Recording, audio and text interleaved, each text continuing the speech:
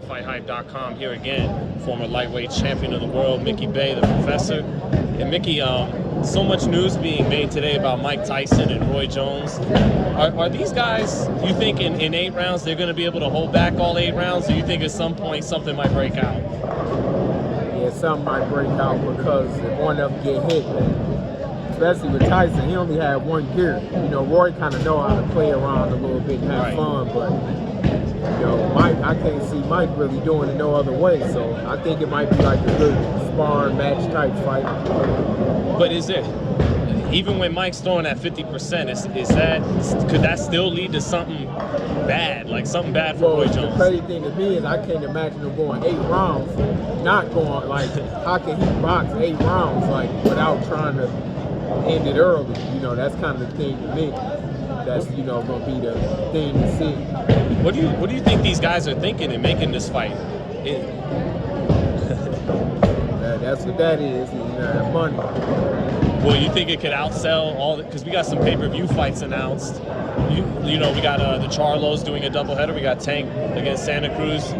You think those fights are gonna have a hard time selling as many pay-per-views as Mike and Roy?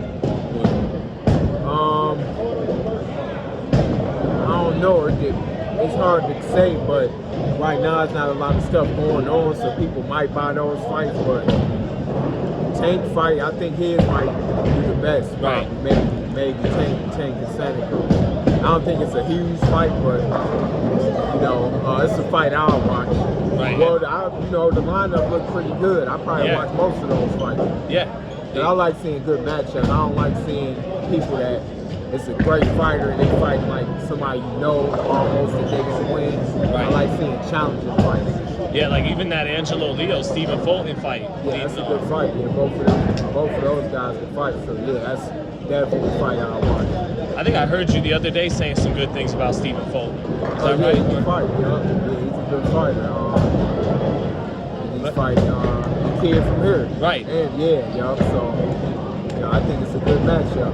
Mickey, I gotta ask you though, man. Who was better in their prime? You feel, Roy or Mike? Roy was a freak. You know, of course, Mike was a phenom. That's the way they explain him. He was just a phenom. But Roy might have been the most gifted fighter ever, almost. Like as far as just speed and doing things that you can't teach. I don't know of anybody other than like Ray Leonard or like a Whitaker that just had that freakish thing. Roy was, you know, Roy probably could be #1 when it comes to just being a freak. Right, to just talent. Yeah, like he could leap in, who you know could leap in from the outside with 5-6 hooks, and he didn't fight by the book at all. Right. He was still, you know, beat guys like James Toney and great fighters. So, you know, I would say Roy over Tyson when it comes to that. Why do you think it is that some of them guys you mentioned, Whitaker, Roy, Leonard, they've won more titles than Tyson, you know, but Tyson with the public, they never let him go. It's like he could do anything, and they're just they're obsessed, they're infatuated. Why do you think that is with Tyson? I'm gonna be honest, like he was real. Mike is a real dude. Like just say something happened and he get in trouble, he almost make fun of himself and put it out there so you can't do it. Like Mike admitted and talk about himself. Like he talked down on himself and make jokes about himself being a piece of shit. He say that kind of stuff. Not saying he is, because you know I like Mike, like personally, but Mike is just real. He just tell it like it is, and he say who he really is. So I think that's why everybody like him, because he don't really hide things. So right. He already put it out on the platter. Right. So it's nothing you can really say about him, because he just, I mean, this dude just said the crazy thing in interviews. The stuff that he said was crazy. Like, so after that, even though you look like you can't believe he said it, he didn't already said it. So what more can you say? If he say I'm this, I'm that, man, I effed up and I'm this. It's like, man, all you can do is kind of respect it almost. Right. And that's what I think people like about him. He's raw. He's raw but real, like, you know, and a real nice guy. Like, you know, every time, you know, I see him or been around him. So you met him? Yeah, wow, a lot. Yeah, wow. You know, so he's been pretty cool. Like, you know. Did you watch his fights back in the day Oh, when they were on pay-per-view? Oh yeah, definitely. Like he was one of those guys that were cars was all parked. I'm sure you didn't see it. Everybody gathered to watch his fights. Yeah, even when he was older. Oh, for sure. Yeah. Mike, But I can't imagine. Mike was a phenom, like, for sure. So, but since we talked about Tank and Leo, I don't know if we talked about it the other day, but do you think what are Leo's chances in that fight? I think his best chance is Tank having a hard time with the weight, and it drains him, and he don't have the strength. But other than that, like, I mean, Tank is a phenom to me, like a Mike Tyson, but not different styles. But he one of the closest people probably to Mike, right, that I've seen in a long time. Like he just got that.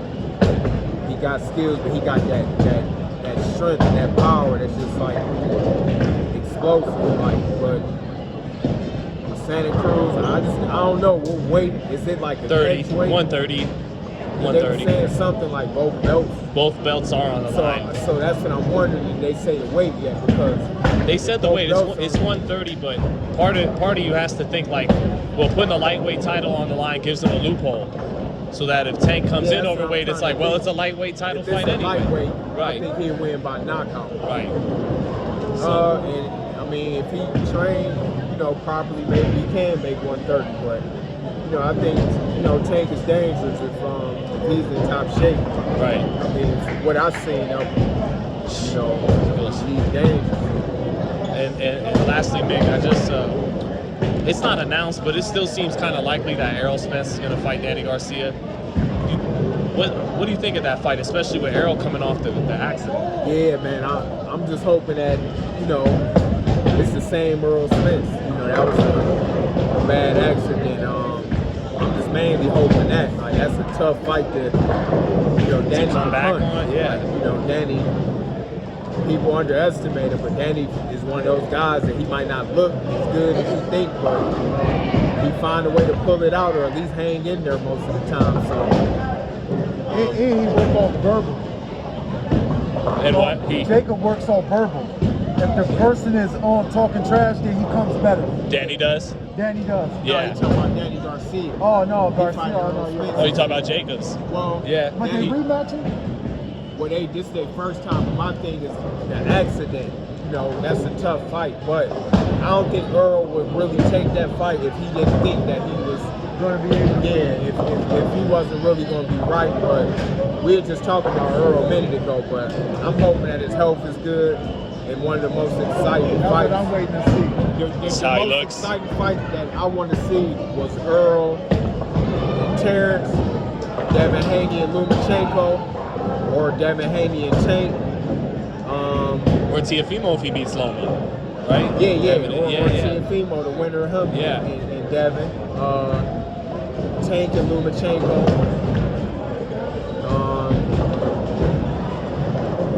There's a lot of good fights out there. Those are the ones that just come up in my mind a little bit. But does Danny kind of have a David Benavidez and Canelo? Caleb Plant. Right? I'd love to see Benavidez and Canelo. Me personally, that's what I want to see.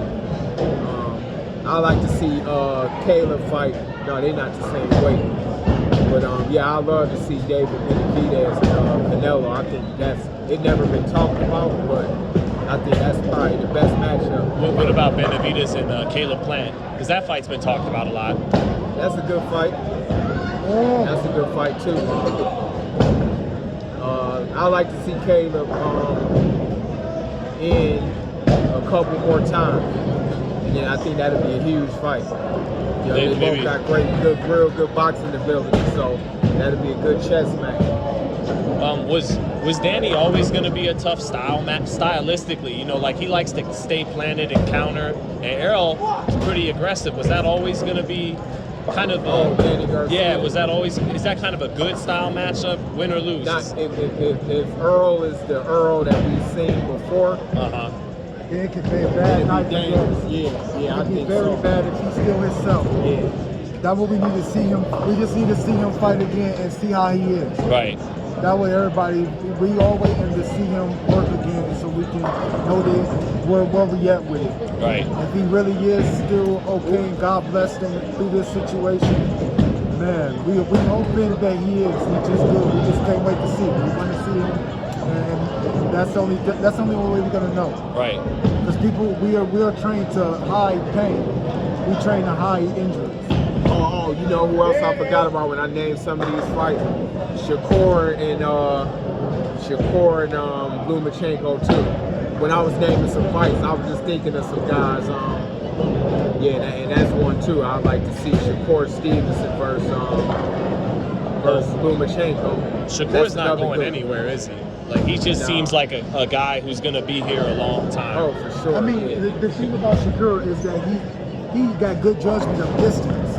His defense is good when it comes to distance. He has great judgment. He knows how to keep the person at a defensive level, and then when he's attacking, he knows how to be. He has an IQ about the space between him and whoever he's opponent. You know what? I'd like to see him and Gary Russell.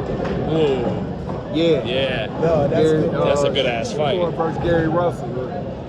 You know, I don't know why sometimes people don't.